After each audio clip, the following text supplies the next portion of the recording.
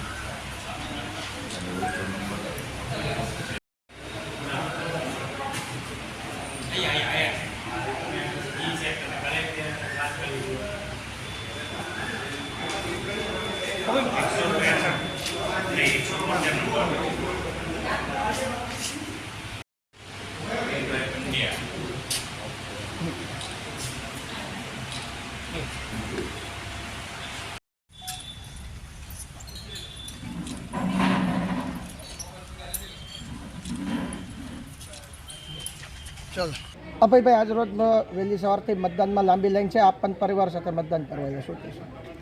2024 आ ऐतिहासिक लोकसभा चूंटणी में आज जयरे मतदान की शुरुआत 7 वागे थई गई है, त्यारे हूँ 3 मतदान मथकों पर जई अने निरीक्षण करीने निकळ्यो छुं। त्यारे सौ मतदाताओं पोताना परिवार साथे उत्साह साथे मतदान करी रह्या छे।